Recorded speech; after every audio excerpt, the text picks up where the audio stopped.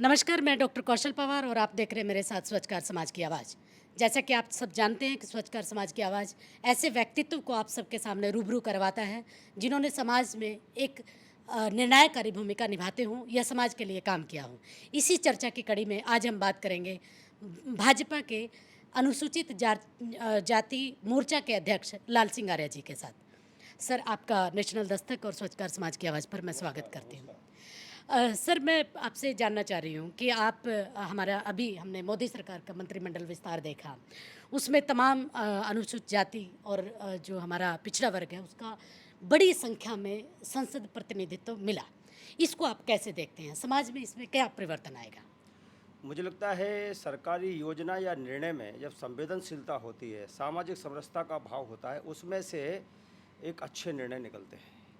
नरेंद्र मोदी जी के मामले में हम कह सकते हैं कि पूत के पर पालने में दिखाई देते हैं। जब उन्होंने संसद की चौखट पर मत्था टेका था और 15 अगस्त के पहले भाषण में उन्होंने स्वच्छता अभियान प्रारंभ किया था, वहीं से लग गया था कि नरेंद्र मोदी जी देश में गरीबों के लिए, अनुसूचित जाति के लिए, जनजाति के लिए पिछले 73 सालों में जिनके साथ ठीक से न्याय नहीं हो पाया है कांग्रेस की 57 सालों की सरकार में, ऐसे लोगों के लिए निर्णय करना।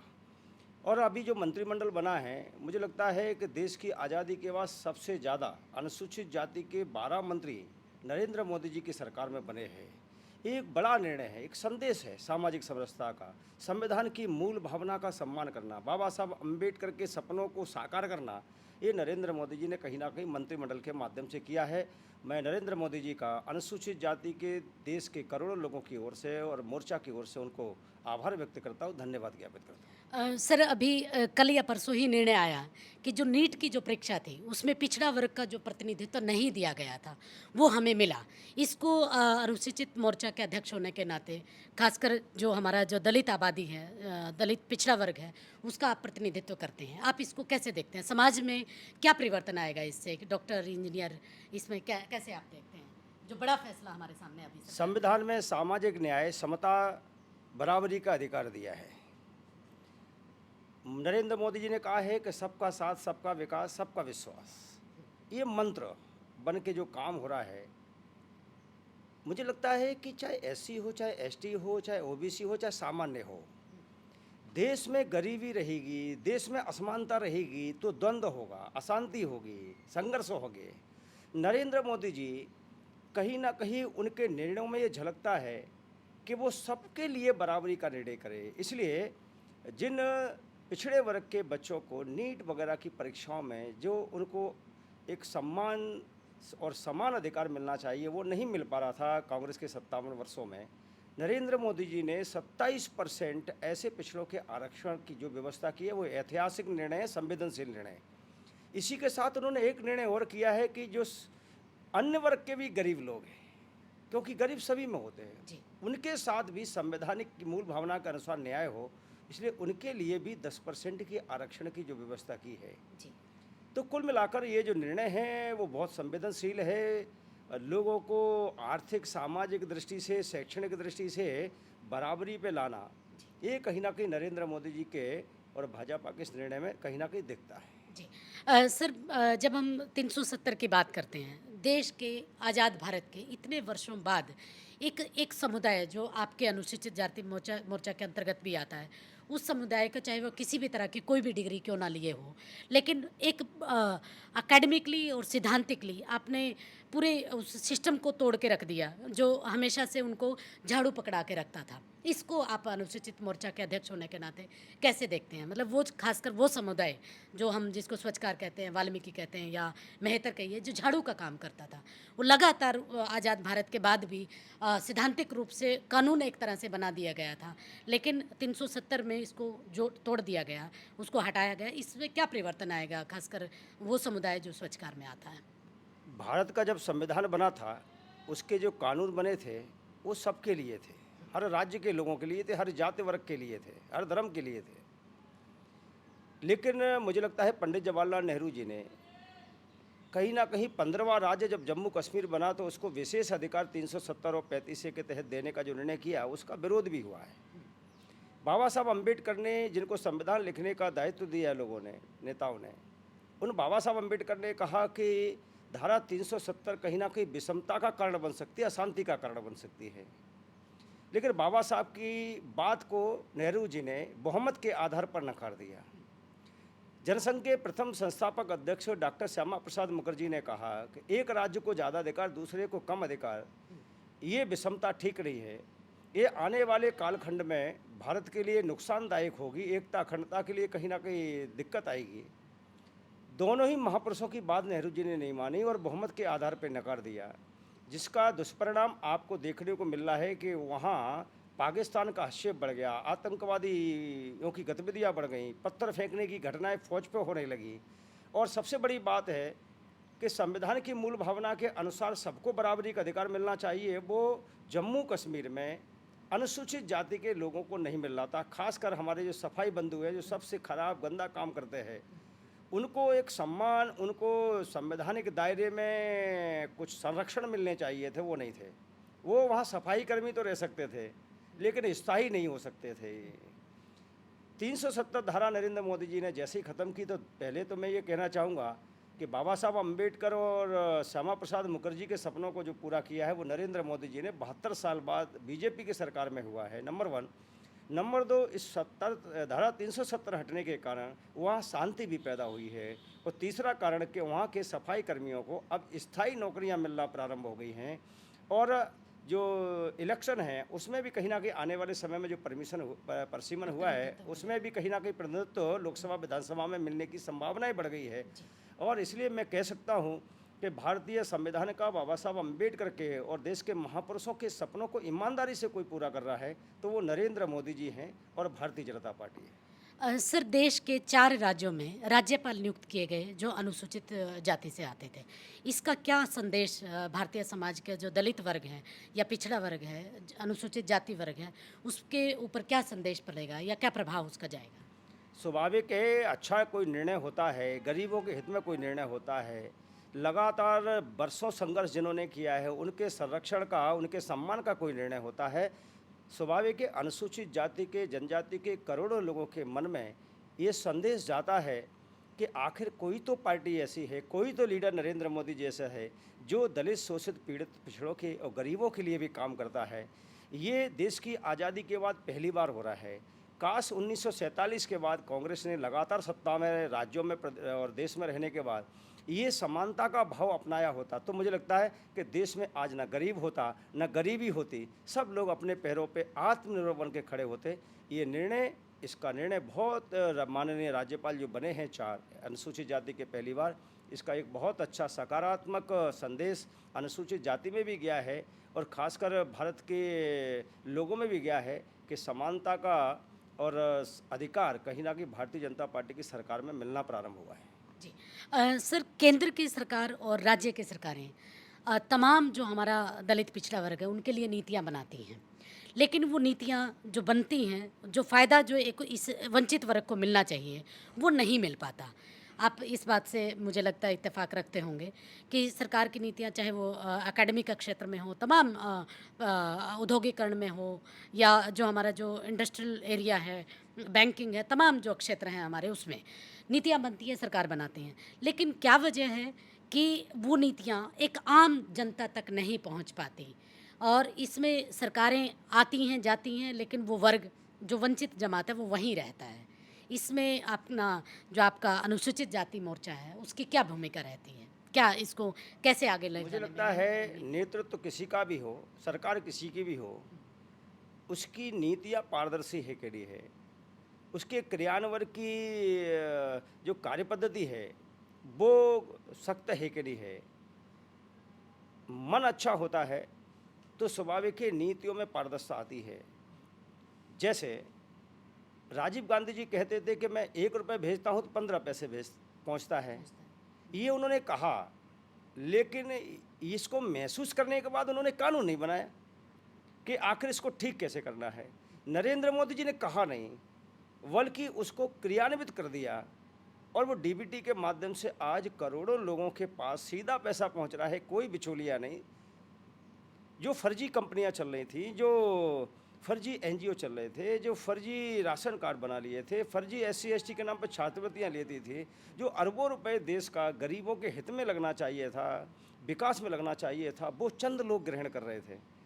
इन छेदों को नरेंद्र मोदी जी ने बंद किया, नंबर 1। नंबर सर इसमें ब्यूरोक्रेट्स का क्या मतलब है? इसको मुझे कैसे लगता है हर कोई ब्यूरोक्रेट्स के खिलाफ टिप्पणी भी नहीं की जा सकती। बहुत अच्छे लोग भी ने, देश चल कैसे रहा है। तो लोग हर समाज में, हर धर्मों में ब्यूरोक्रेट्स हो, चाहे किसी में हो, गलत भी होते अच्छे भी होते हैं। मैं उस पर कोई टिप्पणी नहीं करना चाहता। कुल मिलाकर अनुसूचित जाति के मोर्चा के अध्यक्ष होने के नाते मेरी रिस्पॉन्सिबिलिटी भी है, धर्म भी है कि अनुसूचित जाति के लोग जागृत हों। अनुसूचित जाति के लोगों को जो अधिकार मिल रहे हैं, जो शासन की योजनाएं मिल रही है, उसको ग्रहण करने के लिए वो टेक्नोलॉजी से जुड़े।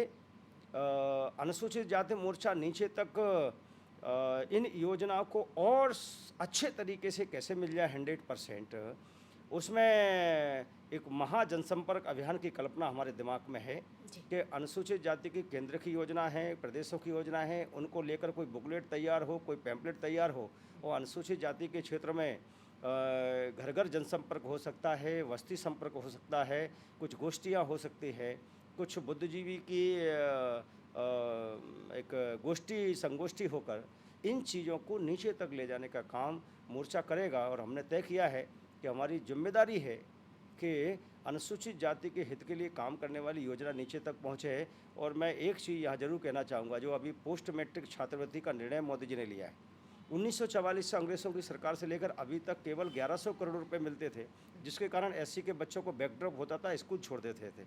उसकी पद्धति ये थी कि साल भर 3 किस्तों में उनको पैसा मिलना चाहिए था, लास्ट में मिलता था। तो कुल मिला के लास्ट में मिलने के कारण उसका कोई फ़ायदा नहीं होता था। कुछ जगह ऐसा भी देखने को मिला, प्रदेश सरकारों ने केंद्र का पैसा ले लिया लेकिन अपना हिस्सा नहीं दिया, तो बच्चे कहीं ना कहीं परेशान हो गए।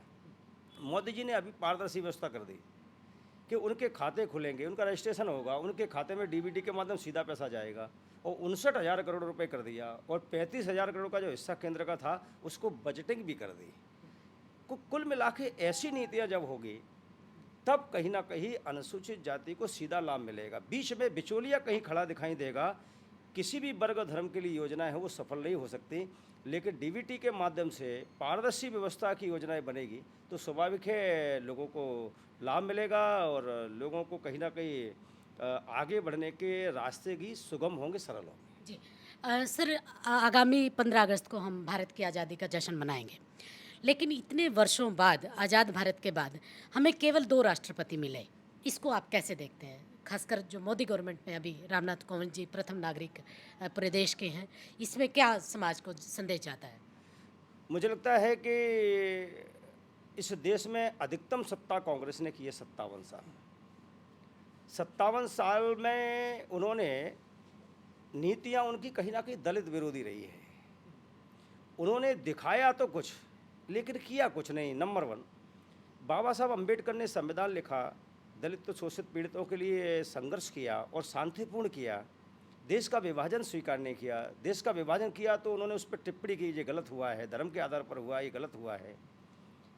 ऐसे बाबा साहब अम्बेडकर का ही कांग्रेस ने सम्मान नहीं किया। तो इसका मतलब है कि मूल जो दलितों के लिए संघर्ष करने वाला है उस महापुरुष का ही आपने समय समय पर अपना किया। 2 बार चुनाव हराया, 1952 का लोकसभा चुनाव हराया, 53 का उपचुनाव भंडारे का हराया।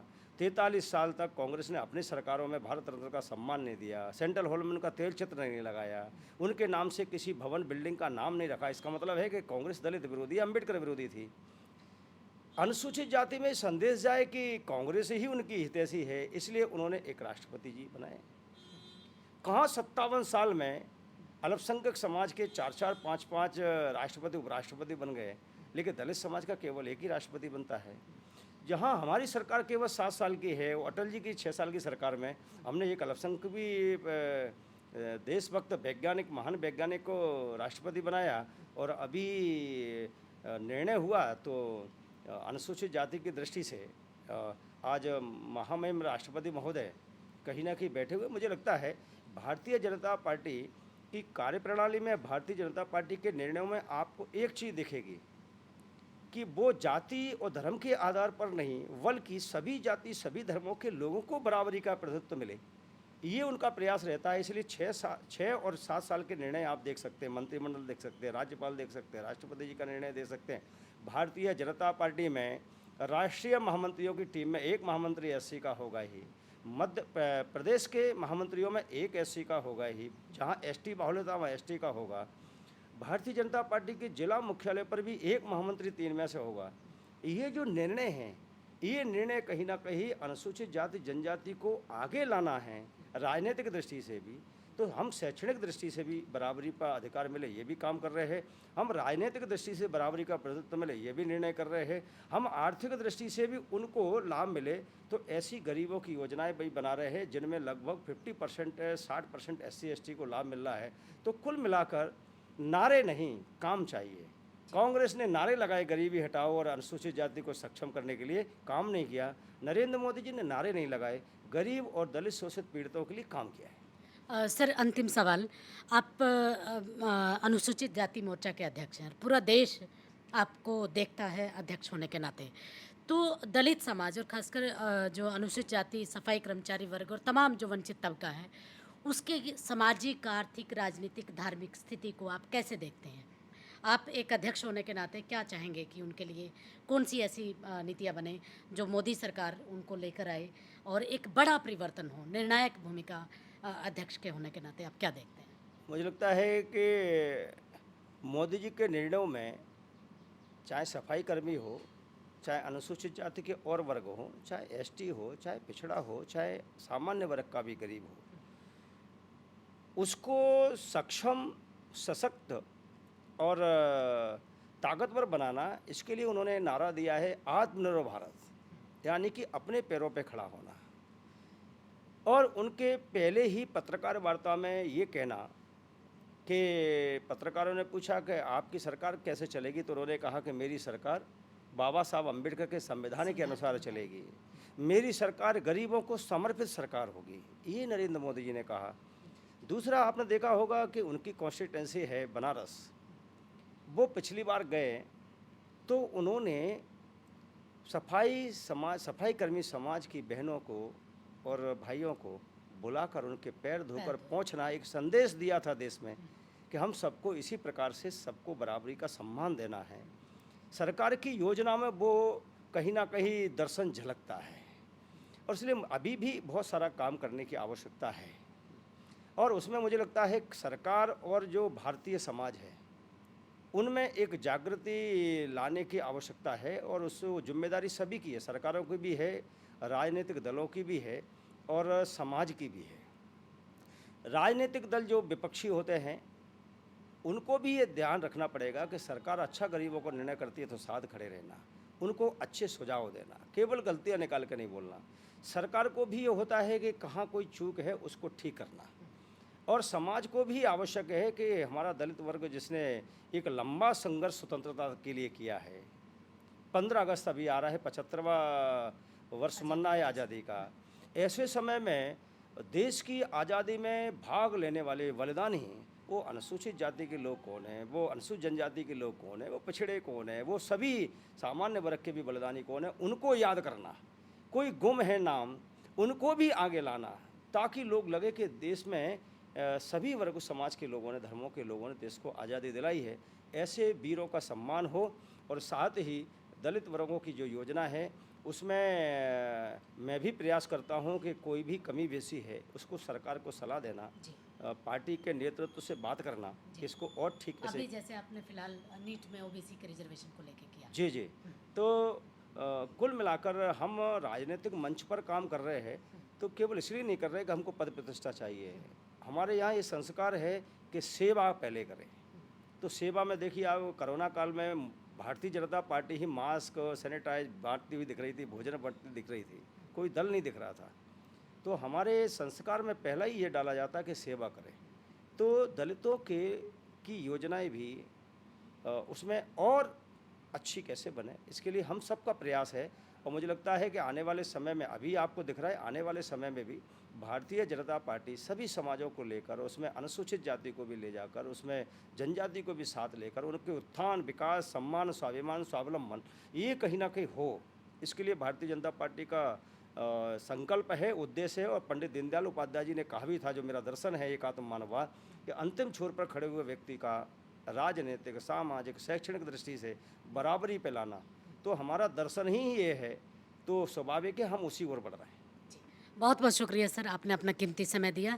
ये थे हमारे साथ भाजपा के अनुसूचित जाति के मोर्चा के अध्यक्ष लाल सिंह आर्य जी। आप मेरे साथ देख रहे थे नेशनल दस्तक, स्वच्छकार समाज की आवाज़। बहुत बहुत धन्यवाद।